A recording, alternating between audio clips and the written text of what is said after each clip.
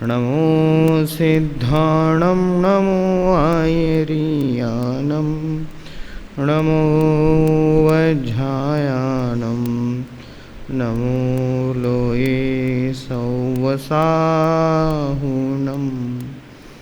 ओंकारं बिन्दुसंयुक्तं नित्यं ध्यायन्ति योगिनः कामदं मोक्षदं चैव ओंकाराय नमो नमः। मंगलं भगवान् वीरो मंगलं गौतमो गणी मंगलं कुन्दकुन्दार्यो जैनधर्मोऽस्तु मंगलम्। सर्वमंगलमांगल्यं सर्वकल्याणकारकं प्रधानं सर्वधर्माणां जैनं जयतु शासनं जैनं जयतु शासनम्। सुर असुर इंद्र नरेंद्र वंदित कर्ममल निर्मल करण वृषतीर्थ के करतार श्री वर्धमान जिन शत शत नमन।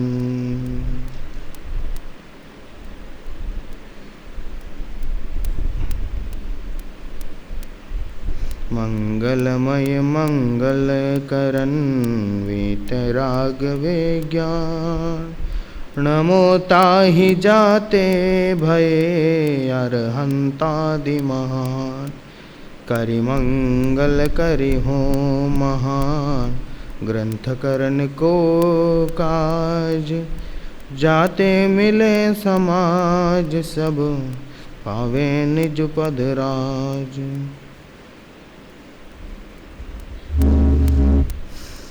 मोक्ष मार्ग प्रकाशक तीसरा अधिकार, जिसमें कर्मोदय से जीव दुखी है, इस बात का निरूपण आचार्य कल्प पंडित टोडरमल जी कर रहे हैं।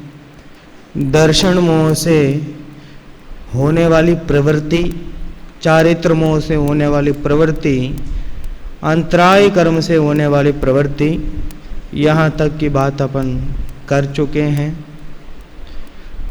चारित्र मोह कर्म से होने वाली प्रवृत्ति, उसकी चर्चा करते हुए पंडित जी ने कहा था, ये जीव के इच्छाओं का इतना बड़ा गड्ढा है, इतनी आशाएं, इतनी इच्छाएं इस जीव के हैं कि उसमें समस्त विश्व अणु के समान दिखाई देता है। इसलिए इच्छाएं तो कभी इसकी पूरी होती नहीं है। अगर इच्छाओं के पूरी होने से कषायों का अभाव माना जाए, एक पल के लिए अगर मान लेते हैं, जैसे यह इच्छा करता है वैसे ही अगर हो जाए, जैसा यह चाहता वैसे ही हो जाए, तो इसका कषाय दूर हो जाए। कषाय दूर हो जाए तो आकुलता मिट जावे। जहाँ कषाय नहीं है वहाँ आकुलता नहीं है। तो पंडित जी कह रहे हैं कि एक समय के लिए ऐसा मान लेवे कि इसने जैसे चाहा वैसा ही हो गया, तो क्या होगा? इसकी कषाय तो दूर हो जाएगी? नहीं, इसकी एक इच्छा नहीं है, इच्छाओं का भंडार है इसके पास। कभी इसकी इच्छाएं पूरी होती नहीं हैं, इसलिए कभी कषाय का अंत नहीं आता। कषाय बढ़ती जाती, इसकी इच्छाएं बढ़ती जाती हैं और कषाय भी बढ़ती जाती हैं, और कषाय से ये आकुल व्याकुल होता रहता है। तो क्या करें? कषाय दूर करने का उपाय क्या है? सच्चा उपाय तो सम्यक दर्शन आदि प्राप्त करना। सम्यक दर्शन आदि क्या है? सम्यक दर्शन क्या है? तो जैसा वस्तु स्वरूप है उसको वैसे ही जानना। समस्त वस्तुओं का जैसा स्वरूप है वैसे ही जानना। तो समस्त वस्तु में अपना आत्मा भी आ गया, तो अपना आत्मा कैसा है? जानने देखने वाला है। तो मैं कैसा हूँ? मैं जानने देखने वाला मात्र हूँ। इस तरह का श्रद्धान करना, सो पर भेद विज्ञान करना, इसका नाम सम्यक दर्शन। आत्मश्रद्धान करना, इसका नाम सम्यक दर्शन। जब अपने आत्मा में श्रद्धान हो जाएगा, श्रद्धान विश्वास, किस तरह का विश्वास? जैसे अपने गुरु के प्रति, शिक्षक के प्रति इस तरह का विश्वास होता है कि ये कभी गलत बात हमें नहीं सिखा सकते। बहुत भावना से आकर बैठते हैं ना। जब हम लोग पढ़ते थे तो यहाँ से जो प्रवचन होता था, दादा का प्रवचन होता था, बड़े दादा का प्रवचन, शांति जी का प्रवचन होता था, तो हम लोग आगे बैठ के बहुत भावना से ये तत्व की बात, जिनवानी की बात, अनंत भगवान की बात हमें सिखाई जा रही है, हमें ध्यान से सुनना है। और हमारे अंदर से ऐसा श्रद्धान था कि इनके मुंह से कभी गलत बात नहीं निकल सकती, तो हम लोग पूरा नोट करते जाते थे। तो वो पूरा विश्वास था इनके मुंह से कभी गलत बात नहीं निकल सकती थी, इसलिए ध्यान से सुनते थे। वैसे ही कह रहे हैं, वैसे ही श्रद्धान अपने आत्मा से कि ये जानने देखने के अलावा दूसरा काम कर ही नहीं सकता, इस तरह का विश्वास, इस तरह का अगर विश्वास हो जाए स्वयं पर कि मैं जानने देखने के अलावा दूसरा काम कर ही नहीं सकता हूँ, मेरा काम तो केवल जानना देखना, शुद्धात्म है मेरा नाम, मात्र जानना मेरा काम, मात्र जानना मेरा काम। जब तक अपना काम ख्याल में आ जाएगा हमें यही करना है, तो उसके बाद किस तरह की कोई आकुलता नहीं होगी। अब आप किसी कार्यालय में आप काम करते हैं, तो जब तक आपका काम फिक्स नहीं होता तो सारा काम करना पड़ता है। कोई मैनेजर आपको कोई काम दे देगा, कोई ऊपर वाला कोई काम दे देंगे आपको, जब तक आपका काम फिक्स नहीं होगा तो आप क्या कहोगे, अरे भैया आप सब मिलके कोई भी काम मुझे दे दोगे तो मैं तो बहुत परेशान होता हूँ, आप मुझे कोई एक काम बता दो। बच्चों को संभालना है तो मैं केवल बच्चों को संभालूं, वो काम करना है तो केवल एक काम। ऐसा इस तरह का अपना काम फिक्स करना चाहते हैं ना। क्यों? क्योंकि अगर एक ही आदमी सारा काम करना चाहे, कोई भी काम उसको पकड़ा दे तो बहुत परेशानी होती, वो नहीं कर सकता। क्यों? वो ये काम करने में उसको वो ये काम तरीके से वो पूरी तैयारी के साथ करता है, पूरी व्यवस्था अच्छे से। उसी तरह ये केवल जानना देखना ये आत्मा का कार्य है, ये व्यापार है, ज्ञान दर्शन का व्यापार है, वो वही कर सकता है। उसके अलावा ये राग करना, द्वेष करना, ये सांसारिक परिभ्रमणों में पढ़ना, ये इसका कार्य नहीं है। इसलिए वो परेशान होता है, इसलिए वो आकुल व्याकुल होता है। इसलिए पंडित जी ये कहना चाह रहे हैं कि तुम अपनी इच्छाओं का कभी अंत नहीं होगा, और इच्छाओं के अनुसार कहीं कदाचित संयोग हो भी जाएं, वो भी सदा के लिए नहीं होता। थोड़े काल के लिए जैसे तुम इच्छा करते हो वैसा परिणमन भी कदाचित हो जाता है, तो थोड़े काल के लिए होता है। इसलिए तुम इच्छाओं के पीछे मत पड़ो, कषायों के पीछे मत पड़ो, वस्तु स्वरूप को जानो, जैसा है उसको वैसे ही जानो, तो इससे तुम्हारी इच्छा दूर होगी, कषाय भी दूर होगी, सम्यक दर्शन प्राप्त होगा और मोक्ष मार्ग में अग्रसर होगे। ऐसी बात उन्होंने चारित्र मोह में बताई। अब वेदनीय कर्म के उदय से होने वाला दुख और उससे निवृत्ति, ये इसकी चर्चा हम प्रारंभ कर चुके हैं।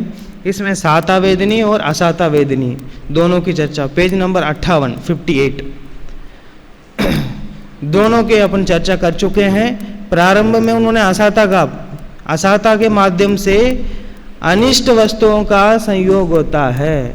अनिष्ट वस्तु जिन्हें हम नहीं चाहते हैं, ऐसे वस्तुओं का संयोग होता है। संयोग भी दो तरह से बतलाया, एक तो शरीर में अनिष्ट अवस्थाएं पाई जाती हैं, और बहिरंग में अनिष्ट पदार्थ उनका निमित्त होता है। दो बातें दोनों में जोड़ना है। असाता कर्म का जब उदय होता है, असाता वेदनी का, तो दो प्रकार के संयोग मिलते हैं। एक तो बहिरंग में चेतन अचेतन पदार्थ जो अनिष्ट लगते हैं हमें, ऐसे पदार्थों का संयोग होता है, और अपने शरीर में अनिष्ट अवस्थाएं होती हैं। ये दो, एक तो शरीर के अलावा बहिरंग संयोग, और शरीर में ही अनिष्ट अवस्था। इस तरह की जो अवस्था होती है, परिस्थिति होती है, वो असाता वेदनी कर्म के उदय से। तो उस समय क्या करता है, मोह के उदय से उन्हें दूर करना चाहता है। मोह के उदय से उन्हें दूर करना चाहता है। उससे महाव्याकुल होता है। अब वैसे ही सातावेदनी कर्म का उदय जब आता है तब क्या करता है, वहां भी दो परिस्थितियां इस तरह बनती हैं। बहिरंग में चेतन अचेतन पदार्थ वे भी इष्ट प्रतीत हो ऐसे पदार्थ निमित्तभूत होते हैं, और शरीर में भी इष्ट अवस्था उत्पन्न होती है। दो चीजें, एक तो बहिरंग में इष्ट पदार्थों का संयोग होता है और शरीर में भी इष्ट अवस्था उत्पन्न होती है। अब उनको अपने पास रखना चाहता है, तो जो अनिष्ट संयोग मिले उन्हें तो वो दूर करना चाहता है, और जो इष्ट संयोग मिले उन्हें तो अपने पास रखना चाहता है। शत्रु आदि को बिल्कुल मिटाना चाहता है, शरीर में रोग आदि उत्पन्न हो उनको तो मिटाना चाहता है, लेकिन मित्र आदि हो तो उनको सदा अपने पास में रखना चाहता है। आज्ञाकारी पुत्र हो उसको सदा अपने आज्ञा देते रहता है, और शरीर स्वस्थ हो तो ये चाहता है कि सदा वो स्वस्थ ही बना रहे। तो ये संभव नहीं, शरीर का रहना ही संभव नहीं है। तो ये पर पदार्थों में लगातार पर पदार्थों में अच्छे संयोगों को पास में रखना चाहता है और बुरे संयोगों को दूर करना चाहता है। अब इसी में सुख मानता है। सुख प्राप्ति हेतु प्रयत्न करते सुख जाता दूर है, तो क्यों भयंकर भाव मरण प्रवाह में चकचूर है। लक्ष्मी बड़ी अधिकार भी पर बढ़ गया क्या बोलिए, परिवार और कुटुंब है क्या वृद्धि नए पर तोलिए। तोलो, सुख हेतु प्रयत्न करते सुख जाता दूर है। सुख हेतु प्रयत्न करते जाते हैं, सुख के लिए हम प्रयत्न करते हैं और सुख दूर होता जाता है। ये कैसी विडंबना है। यहां से दिल्ली के लिए निकले, कितने किलोमीटर यहाँ से, 300 किलोमीटर मान लो आप दिल्ली, तो अब यहाँ से दिल्ली निकलते निकलते जाते जा रहे हैं, यहाँ से 1 घंटा तक सफ़र किया, फिर देखा कितने किलोमीटर है दिल्ली, 300 किलोमीटर, और 2 घंटा सफ़र किया, फिर वहाँ से देखा फिर 300 किलोमीटर। वो 300 किलोमीटर कम ही नहीं हो रहा। दिल्ली की तरफ हम जाते जा रहे हैं लेकिन दूरी उतनी ही बनी हुई है। ऐसे कि ये कैसी विडंबना है। सुख हेतु प्रयत्न करते सुख जाता दूर है। ये हिरण की बात होती ना, कस्तूरी की खुशबू उसको बहुत भाती है, हिरण को बहुत अच्छा लगता है उसकी खुशबू। तो वो क्या करता है, सूंघ सूंघ के पूरा जंगल छांड मारता है, पूरा जंगल घूमता है, दौड़ लगाता है, ये कहाँ से खुशबू कहाँ से आ रही है, इसको तो हमें चाहिए। तो ऐसा करके यहीं कहीं आ रही, यहीं कहीं आ गई, ऐसा करके दौड़ता ही जाता है, और दौड़ के थक जाता है, उसको वो खुशबू नहीं मिल पाती है। क्यों, कहाँ से आती है वो खुशबू? अपने नाभि में वो कस्तूरी होती है उसके, हिरण की। वो उस बात को नहीं समझता।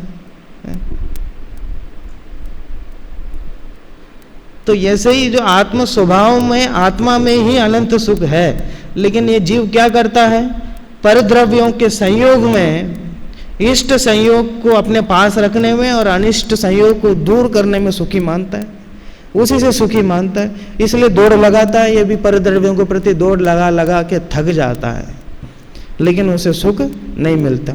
इसलिए यहाँ पे कह रहे हैं कि सुख प्राप्ति हेतु प्रयत्न करते सुख जाता दूर है। वो कितना ही प्रयत्न करता रहता है, लेकिन गलत दिशा में प्रयत्न कर रहा है। जहाँ सुख है उस दिशा में प्रयत्न नहीं करता। सुख की दिशा में अगर प्रयत्न करेगा तो आज नहीं तो कल उसे सुख मिलेगा ही मिलेगा, लेकिन ये परिद्रव्यों में सुखी मानता है। तो जब जो इसके हाथों में नहीं है वहां ये अपने वो कार्य करने से सुखी मानता है। कैसे? अब आपका काम है स्कूल में पढ़ाना, आपका काम है, आपको नौकरी मिल गई है, स्कूल में पढ़ाने की नौकरी है, ये फलाने स्कूल में जाके आपको बच्चों को पढ़ाना है, और आप कॉलेज चले गए, दूसरे कॉलेज में जहाँ आपकी नौकरी नहीं है वहाँ जाके पढ़ाने चले गए, वहाँ बच्चों को पढ़ाया, बहुत अच्छी तरह पढ़ाया आपने, बच्चे भी बहुत प्रभावित हुए हैं, तो सैलरी मिलेगी कि नहीं, आपको तनख्वाह मिलेगी कि नहीं? अब वो महीना भर के बाद आपको तनख्वाह नहीं मिली तो आप क्या कहोगे? अरे भैया मैंने तो पढ़ाया है बहुत, देखो उन बच्चों को पूछो, कॉलेज के बच्चों को कितना बढ़िया पढ़ाया है। पढ़ाया वो गलत नहीं है, तुम तो शिक्षक हो, पढ़ाना तो तुम्हारा काम है, लेकिन जहां पढ़ाना था वहां नहीं पढ़ाया, इसलिए तुम्हें किस बात की सैलरी मिलेगी, किस बात की तनख्वाह मिलेगी? तो वो नहीं, हम तो जानते देखते हैं, जानना देखना तो तुम्हारा काम है, तुम उसको बंद कैसे कर सकते हो? तुम चाहो तो बंद नहीं कर सकते हो, जानना देखना तुम्हारा स्वभाव है। तो तुम परिद्रव्यों को जानने देखने में लग गए, अपने आप को नहीं जाना कभी। तो सुख कब मिलेगा? तो अपने आप को जानोगे देखोगे तब मिलेगा। स्वपर प्रकाशक है ना, इसलिए यहाँ पे कह रहे हैं कि इस तरह के संयोगों को अपने पास रखना या दूर करना ये अपने अधीन नहीं है। इसी बात को वो आगे समझाने वाले हैं। देखिए नीचे से दूसरा पैराग्राफ ऊपर, तथा इसके असाता का उदय होने पर जो हो उससे तो दुख वासित होता है, इसलिए उसे दूर करने का उपाय करता है, और साता के उदय होने पर जो हो उससे सुख वासित होता है, इसलिए उसे रखने का उपाय करता है, परंतु यह उपाय झूठा है। ये टोडरमल जी का परंतु है। कह रहे जो असाता के उदय होने पर जिन वस्तुओं का संयोग होता है उन्हें तो दूर करना चाहता है, क्योंकि उससे दुख वासित होता है। असाता का उदय होने पर जिन वस्तुओं का संयोग होता है उन वस्तुओं से अपने आप को दुखी मानता है, इसलिए उन्हें दूर करना चाहता है, और साता के उदय होने पर जिन वस्तुओं का संयोग होता है उसे सुखी मानता है, इसलिए उसे रखने का उपाय करता है। दोनों उपाय झूठा, दोनों ही उपाय झूठा है। अनिष्ट संयोग को ना तो तुम दूर कर सकते हो और ना ही इष्ट संयोग को अपने पास रख सकते हो। प्रथम तो इसके उपाय के अधीन नहीं है, वेदनीय कर्म के उदय के अधीन है। उन्होंने जवाब दे दिया, भाई किसके अधीन है? हमारे अधीन नहीं तो फिर किसके अधीन है? वेदनीय कर्म के अधीन है। वेदनीय साता वेदनीय का उदय होगा तो इष्ट संयोगों की प्राप्ति होगी, असाता वेदनीय कर्म का उदय होगा तो अनिष्ट वस्तुओं का संयोग। अब उसमें भी इष्ट अनिष्ट अपने मन से नहीं लगाना है, वो जैसे उसकी परिणति होती है वैसे ही है, लेकिन अभी फिलहाल समझने के लिए ऐसा कह रहे हैं। असाता को मिटाने और साता को प्राप्त करने के अर्थ तो सभी का यत्न रहता है, परंतु किसी को थोड़ा यत्न करने पर भी अथवा न करने पर भी सिद्धि हो जाए, किसी को बहुत यत्न करने पर भी सिद्धि नहीं हो, इसलिए जाना जाता है कि इसका उपाय इसके अधीन नहीं है। जो अपन उपाय करते हैं वो अपने अधीन नहीं है, क्योंकि कोई तो कुछ भी नहीं चाहता है? इष्ट वस्तुओं का संयोग करने का कोई चाहता ही नहीं है, फिर भी अपने आप प्राप्त होते जाते हैं। कोई पैसा चाहता ही नहीं है तो भी अपने आप उसको लाभ होता जाता है व्यापार में। कोई बहुत प्रयत्न करता है, बहुत मेहनत कर रहा है, दिन रात मेहनत करते हैं, फिर भी उनको नहीं मिलता। तो इससे क्या पता चलता है? ये केवल उपाय करने से काम नहीं चलेगा, उस तरह का कर्म का उदय हो, वेदनीय कर्म का उदय हो तो ही मिलता है। दिन रात मेहनत करने वालों को कुछ नहीं मिलता, अब कोई ऐसे ही बैठा रहता है उसको बहुत कुछ मिल जाता। ये सब कर्म के उदय की बात है। तथा कदाचित उपाय भी करें, वैसे ही उदय आए तो थोड़े काल तक किंचित किसी प्रकार की असाता का कारण मिटे और साता का कारण हो। अब कह रहे हैं कि कदाचित ऐसा भी हो सकता है कि मेहनत करने वालों को मिल भी जाए, कदाचित ऐसे ही संयोग हो, ऐसे ही कर्म का उदय आना था हो और आ भी जाए, मिल भी जाए, तो भी थोड़े काल के लिए ही मिलता है। वहां भी मोह के सद्भाव से उनको भोगने की इच्छा से आकुलित होता है। अगर मिल भी जाता तो वहां मोह का सद्भाव है, तो उनको भोगने की इच्छा से आकुलित होता है। एक भोग्य वस्तु को भोगने की इच्छा हो, जब तक वह नहीं मिलती तब तक तो उसकी इच्छा से आकुल होता है, और वह मिली उसी समय अन्य को भोगने की इच्छा हो जाती है, तब उससे आकुल होता है। जब तक एक वस्तु को भोगने की इच्छा हुई तब तक तो उसकी आकुलता होती रही, उसको लेना है, ये लेना है। अब वो लिया, उसके बाद दूसरे वस्तु, जैसे वो वस्तु आई उसके बाद दूसरे वस्तु के प्रति उसका विकल्प बनने लगे, ये लेना चाहिए।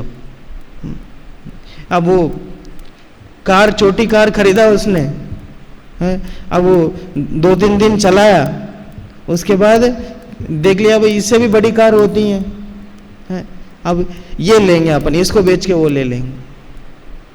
इस तरह धीरे धीरे एक वस्तु से ही उसकी इच्छा कभी पूरी होती नहीं है, एक वस्तु के आते ही दूसरे वस्तु में वो लग जाता है। जैसे किसी को स्वाद लेने की इच्छा हुई थी, उसका आस्वाद जिस समय हुआ उसी समय अन्य वस्तु का स्वाद लेने की तथा स्पर्शन आदि की इच्छा उत्पन्न होती है। अभी अभी खाना खाए, अभी मिठाई खाए, मिठाई खाने के बाद अब बहुत मिठाई हो गई, थोड़ी नमकीन ले आओ। क्यों भाई, अभी तो बहुत बड़े स्वाद से खा रहे थे मिठाई को, 2-4 मिठाई और खाओ ना। अरे नहीं बस मिठाई बहुत हो गई, अब नमकीन चाहिए। अच्छा ठीक है, अब नमकीन खाते जाओ, और नहीं नमकीन भी अब हो गई, बस कोई ठंडा ले आओ। अब चलो ठंडा दे दो, अब बाल्टी भर के ठंडा दे दो। नहीं, अब ये भी हो गया। चलो ठीक है, खाना तो हो गया, अभी सब कुछ पूरा हो गया, चलो अभी उठ जाओ। नहीं, अब सोने की व्यवस्था करो। ठीक है चलो सोने की व्यवस्था भी कर देते हैं। जो सोने की व्यवस्था की, अरे नहीं यहाँ गर्मी लग रही है, एसी चालू करो। एसी भी चालू कर दिया, फिर 2-3 घंटे सोए, फिर उठ गए, फिर भूखने लग गई। फिर लगातार ये व्याकुलता चलती रहती है, कभी ये खत्म नहीं होती है। अगर ऐसे ही वस्तुओं को भोगने से ही सुखी हो जाता होगा तो ये तो फिर रोज ही नई वस्तुओं को भोगता है, तो रोज ही क्यों नहीं सुख होता उसको? ये वास्तव में सुख उसमें है ही नहीं है, ये मानता इस तरह है। एक वस्तु को भोगता है, फिर अन्य वस्तु को भोगने की इच्छा उसकी तुरंत ही होने लगती है। अथवा एक ही वस्तु को पहले अन्य प्रकार भोगने की इच्छा हुई हो, जब तक वह नहीं मिले तब तक उसकी आकुलता रहे, और वह भोग हुआ उसी समय अन्य प्रकार से भोगने की इच्छा हो जाती है। अब एक वस्तु को किसी प्रकार से भोगने की इच्छा होती है पहले, और जैसे वो वस्तु मिल जाए उसे अन्य प्रकार से भोगने की इच्छा होती है। जैसे स्त्री को देखना चाहता था, जिस समय अवलोकन हुआ उसी समय रमण करने की इच्छा होती है, तथा ऐसे भोगते हुए भी उनके अन्य उपाय करने की आकुलता होती है, तो उन्हें छोड़कर अन्य उपाय करने में लग जाता है। वहाँ अनेक प्रकार की आकुलता होती है। अब वो मोबाइल लेने की इच्छा हुई इसको, भाई ऐसा मोबाइल है, ये स्क्रीन टच वाला मोबाइल है, इसको ऐसा चलाया जाता है, इसमें ये सेल्फी लिए जाते हैं, फोटो लिए जाते हैं, इसको पता चला तो मोबाइल ले लिया। अब वो मोबाइल लेने के बाद किसी ने बताया ये भी होता है, इसमें ये भी होता है, ये भी कर सकते हो, ये बाइक में जाते जाते कान पे रख के बात कर सकते हो, तो वो मोबाइल तो ले लिया, अब वो बाइक की जुगाड़ करने में लग जाता है। अभी कान में रख के अपन बाइक चलाएंगे और ऐसे कान में रख के बात करते जाएंगे। अब ये पिछले वर्ष का आंकड़ा आया है, ये दुर्घटनाओं में बहुत बड़ा कारण सेल्फी लेना रहा है। मैं कैसे सेल्फी लेना, वो 2 व्हीलर चलाते चलाते कोई सेल्फी लेना चाहता है, अब उसमें एक्सीडेंट हो जाता है, उसी में दुर्घटना हो जाती है लोगों। अब वो कुछ ऐसे परसेंटेज बता रहे थे कि हिंदुस्तान में जितने भी दुर्घटनाएं होती हैं उसमें 80% कुछ इस तरह जो फालतू के काम करने में दुर्घटना होती। ये बहुत मुश्किल से इस तरह टकराव हो जाता ना, ऐसे नहीं होते हैं, ये कोई फ़ोन पे बात करता है, कोई फ़ोटो लेना चाहता है, कोई सर्कस दिखाना चाहता है, कोई कुछ अलग अलग करने के, इसी चक्कर में आधी दुर्घटना होती है। इसलिए कह रहे हैं कि एक बार वस्तु प्राप्त हो जाए उसी से कुछ नहीं होता। अब उसी वस्तु से कोई अलग अलग काम करना चाहता है, अलग अलग प्रकार से उसी को भोगना चाहता है। इसी तरह उसकी इच्छा बढ़ती जाती है। देखो, एक धन का उपाय करने में, व्यापार आदि करते हुए तथा उसकी रक्षा करने में सावधानी करते हुए कितनी आकुलता होती है। एक वो 100 रुपया भी कमाना हो तो उसमें कितनी आकुलता करनी पड़ती है। कितनी बार समझाना पड़ता है सामने वाले को, कितनी बार उसको ये कहना पड़ता है ये नकली नहीं है, हम ऐसा नहीं करते, कितनी कितनी बातें होती हैं। व्यापार में बहुत आकुलता होती, कितनी सावधानी रखनी पड़ती है कि हम किसी से धोखा नहीं खा जाएं, कोई हमको धोखा न दे दें, कितनी सावधानी रखनी पड़ती है और उससे कितनी आकुलता होती है। तथा क्षुधा, तृषा, शीत, उष्ण, मल, श्लेष्म आदि असाता का उदय आता ही रहे, उसका निराकरण से सुख माने सो काहे का सुख है। ये क्षुधा, तृष्णा आदि जो भी हैं, भूख, प्यास है, शीत, उष्ण, मल इत्यादि, ये इनका तो रोज का ही काम है। श्लेष्म में ये कफ आदि बनते हैं ना, बलगम, ये उसको श्लेष्म बोलते हैं, कफ बनता है उसका। तो इस तरह के जो रोग हैं ये आते ही रहते हैं, इस महीने आते हैं, अगले महीने फिर आ जाते हैं, और एक बार इसको मिटा गए ये बहुत ऐसा लगता है कि बहुत बड़ा युद्ध जीत लिया वो। अगर सिरदर्द की दवाई खा गया, अब सिरदर्द ठीक हो गया तो ऐसा लगता है कि बस निराकुल हो गए, सिद्ध समान सुख प्राप्त हो गया। अब क्यों, अगले दिन फिर हो जाएगा। कह रहे ये सब तो लगातार ही होते रहते हैं ना। अब इनका निराकरण करके तुम सुख मानते हो तो खाएगा सुख है, वास्तविक सुख थोड़े ही है। यह तो रोग का प्रतिकार है, यह तो रोग का बदला रूप हुआ। कभी सिरदर्द हुआ, कभी खांसी हुई, कभी उष्ण हुआ, कभी शीतल, इस तरह बदला रूप होता है। तुम उसका निराकरण करके ये मानते हो कि सुख है, तो ये वास्तविक सुख नहीं है, ये लगातार आते ही रहते हैं। जब तक क्षुधाधिक रहें तब तक उनको मिटाने की इच्छा से आकुलता होती है, वह मिटे तब कोई अन्य इच्छा उत्पन्न हो उसकी आकुलता होती है, और फिर क्षुधाधिक हो तब उनकी आकुलता हो जाती है। थोड़ी देर के लिए वो मिटता है, तब दूसरी इच्छा प्रारंभ हो जाती है, उससे आकुल होते रहते हैं, फिर वो वापस आ जाते हैं, फिर उनकी आकुलता होती है। इस तरह लगातार चलता ही रहता है। अब इच्छाएं तो लगातार होती है, ये बात तो पहले भी सिद्ध कर चुके हैं, लेकिन यहाँ फिर से क्या सिद्ध करना चाह रहे हैं। यहाँ कोई इस तरह का प्रश्न नहीं उठाए, चलो जब साता वेदनी का उदय आता है, साता वेदनी के उदय से जो संयोग मिलता है उसमें तो सुखी होता होगा जीव, पर उसी में भी नहीं होता सुखी, उसमें भी इच्छा के कारण लगातार दुखी होता रहता है। उस बात को इसमें सिद्ध करना चाहते हैं। इस प्रकार इसके उपाय करते हुए कदाचित असाता मिटकर साता हो, वहां भी आकुलता बनी रहती है, इसलिए दुख ही रहता है। तथा ऐसे भी रहना तो होता नहीं, उपाय करते करते ही अपने को असाता का उदय ऐसा आए कि उसका कुछ उपाय बन ही नहीं सके और उसकी पीड़ा बहुत हो, सही न जाए, तब उसकी आकुलता से विह्वल हो जाए तो वहाँ महा दुखी होता है। अब वो थोड़ा असाता का उदय इस तरह आया, बिल्कुल गरीबी है, पैसा नहीं है, तो किसी ने बताया भाई वो फाइनेंस है, वहाँ पे थोड़े थोड़े पैसा आप इकट्ठा करते जाओ तो आपको साल भर बाद लाख रुपए दे देंगे, 2 लाख रुपए दे देंगे, इस तरह बताया। तो उसने धीरे धीरे कष्ट सह के, क्यों भाई इतना कष्ट है, रोज रोज अपना परिवार चलाना मुश्किल होता है, तो उसने क्या किया, थोड़े थोड़े अपनी कमाई उसमें से कुछ पैसा निकाल के जमा करना शुरू किया। और 2 साल बाद क्या हुआ, और फाइनेंस वाले ने धोखा दे दिया। जो असाता का जो उदय था उसको दूर करने का उपाय किया उसने है, लेकिन क्या हुआ वहां पे, उल्टा और असाता का कर्म का उदय आ गया, जितना उसने बचाया और डूब गया। इस तरह कई उदाहरण जो असाता को दूर करने के चक्कर में और महा असाता में फंस जाते।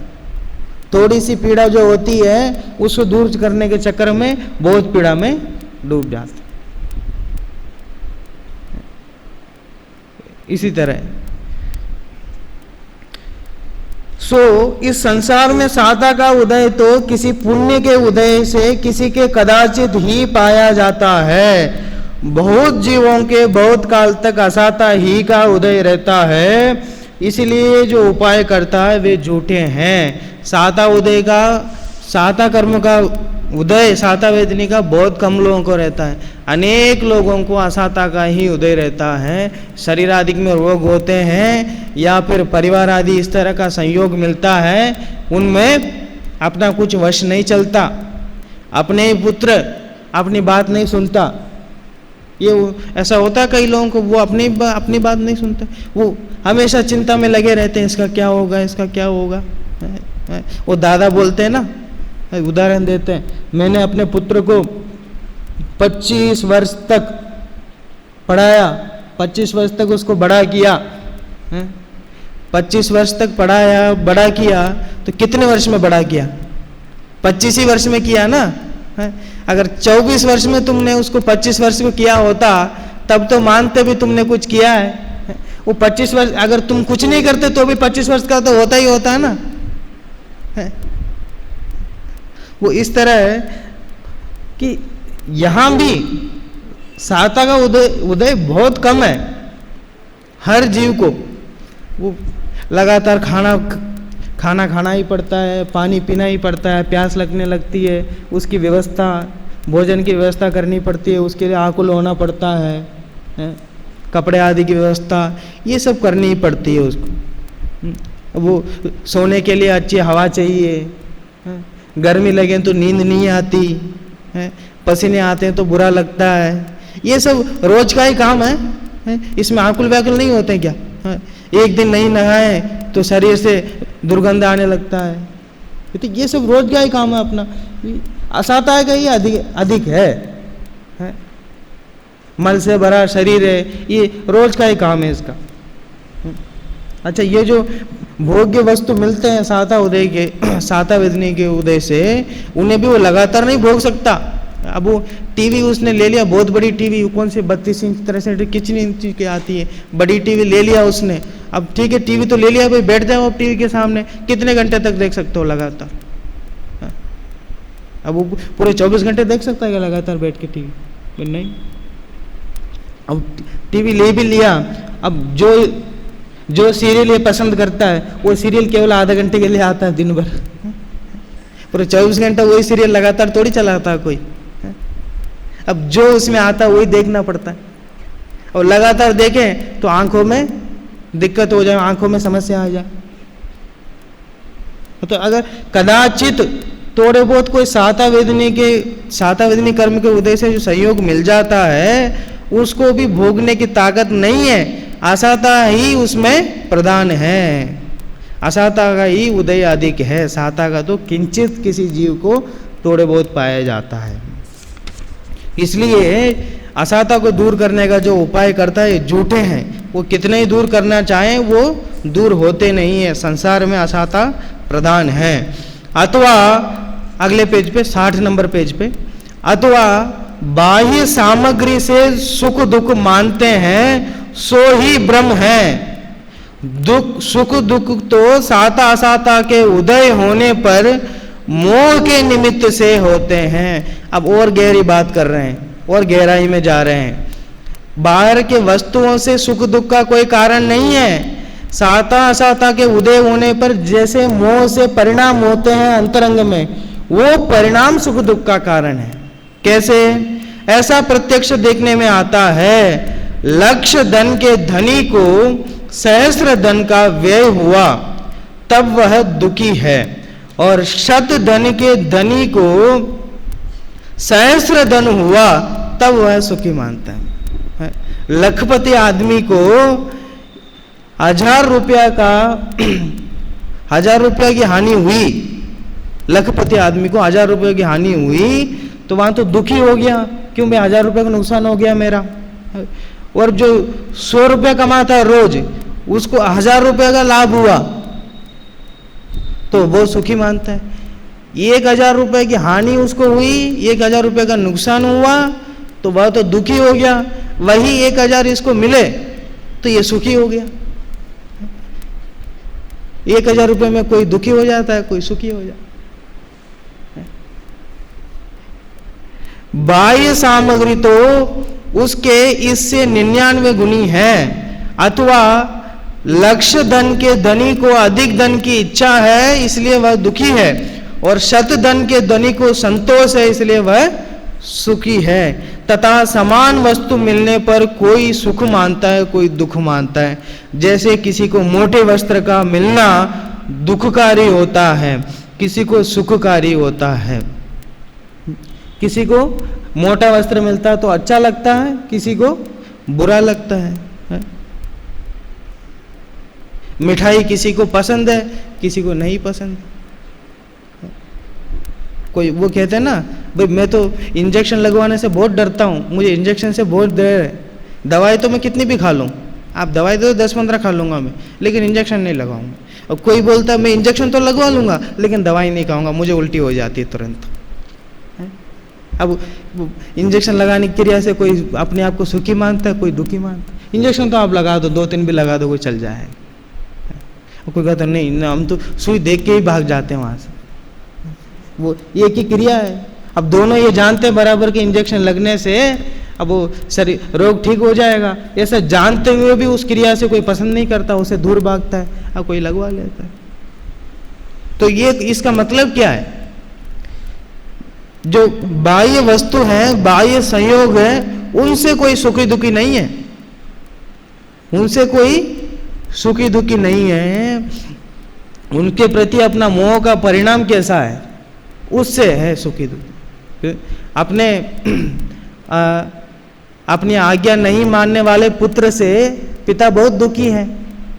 ये मैं मेरी आज्ञा मानता ही नहीं है, मैं जो बोलता हूँ करता ही नहीं है, वो तो उस पुत्र से तो बहुत दुखी है पिता। अब उसी पुत्र से उसके मित्र लोग बहुत सुखी हैं। उसके दोस्त हैं, वो उनके साथ बहुत घूमता फिरता है, उन पर बहुत खर्च करता है, तो उसके दोस्त लोग बहुत उनसे सुखी होते हैं। मतलब वो एक ही व्यक्ति है, एक ही लड़का है, उससे उसके पापा दुखी हैं, उसके मित्र लोग सुखी हैं। वस्तु तो एक ही है। जैसे जैसे अपने परिणाम है मोह के उदय से, तो वो परिणाम कारण है, बाह्य संयोग कोई कारण नहीं। हाँ, वो जिन संयोगों को पा करके वैरागी जीव अंतरंग से वैरागी रहते हैं, उन्हीं संयोगों को पा करके अज्ञानी जीव उन्हीं में भोगने की इच्छा करता है, आकुल व्याकुल होता है। मंदिर आकर भी, प्रवचन में बैठकर भी जिसे रुचि नहीं है, तो वह जीव तो उसके दिमाग में तो यही चल रहा होता ना कि वहाँ घर पे ये काम छोड़ के आया, उसका क्या हो रहा है, वहाँ पे वो टीवी में वो सीरियल चल रहा है तो उसका क्या हुआ, वो जाके उसको कंटिन्यू करना है। तो यही बातें होती रहती हैं। और जो ज्ञानी जीव है वो ऐसा सहयोग ना भी मिले तो भी अपने मोबाइल से प्रवचन सुन के उस पर विचार कर लेता है, और ना मिले मोबाइल भी तो भी अपने दिमाग से विचार कर लेता है, मैंने ये पढ़ा था, उसका ये परिणाम। तो बहिरंग संयोग से कुछ नहीं है।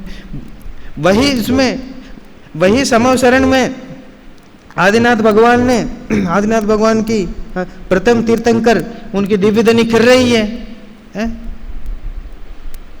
गणधर, गौतम गणधर, इंद्रभूति गौतम गणधर वे आए और सम्यक दर्शन प्राप्त कर लिया।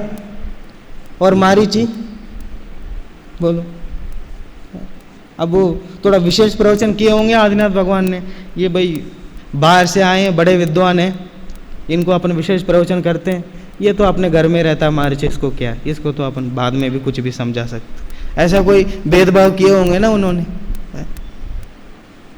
एक ही जैसा दिव्य ध्वनि खिर रही है, एक ही जैसा वस्तु का स्वरूप सब समझ रहे हैं, लेकिन वहां से मारीची निकल करके उनका विरोध करने लगा।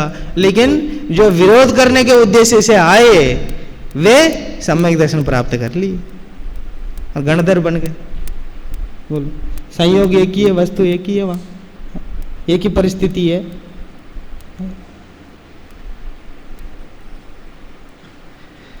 इसलिए यहां कह रहे हैं कि किसी को मोटे वस्त्र का मिलना दुखकारी होता है, किसी को सुखकारी होता है, तथा शरीर में क्षुधा आदि पीड़ा व बाह्य इष्ट का वियोग, अनिष्ट का संयोग होने पर किसी को बहुत दुख होता है, किसी को थोड़ा होता है, किसी को नहीं होता है।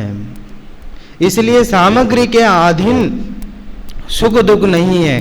साता असाता का उदय होने पर मोह के परिणमन के निमित्त से ही सुख दुख मानता है। साता असाता का उदय जब होता है तब मोह के परिणमन से ही, उसके निमित्त से ही सुख दुख अपने आप को मानता है। जिस संयोग से वह मोह परिणाम नहीं करता है तो वहाँ तो ना तो रोता है ना हंसता है, उसे कोई मतलब नहीं। यहाँ बैठा हुआ व्यक्ति अमेरिका में क्या हो रहा है, वहाँ पे क्या परिस्थिति, उससे इसको कुछ लेना देना नहीं है। इसको तो अपने सामने जहाँ से मोह परिणाम है जिनसे, उनको कुछ हो तो दुखी सुखी होता है। अब वो यहाँ बैठा हुआ व्यक्ति भी अगर उसके पुत्र कोई अमेरिका में हो, उसको कुछ हो तो सुख दुख होगा। इस तरह मोह परिणाम से ही सुख दुख है। साता असाता तो परिणामों में कोई उनका रोल नहीं है। उनका रोल कहाँ तक है? इष्ट संयोग अनिष्ट संयोग। इष्ट अनिष्ट का भेद भी नहीं, इष्ट अनिष्ट का भेद भी नहीं करें अपन। केवल वेदनी कर्म का इतना काम है कि संयोग को मिलाना, उदय के अनुसार संयोग को मिलाना। अब बाकी उस संयोग के निमित्त से जैसा मोह परिणाम होता है वैसे ये इष्ट अनिष्ट रूप होकर के दुखी या सुखी होता है। ये इसका कार्य। आगे एक बहुत सुंदर प्रश्न उठाया उन्होंने और उसका उत्तर भी दिया आगे, उसकी चर्चा हम कल करें।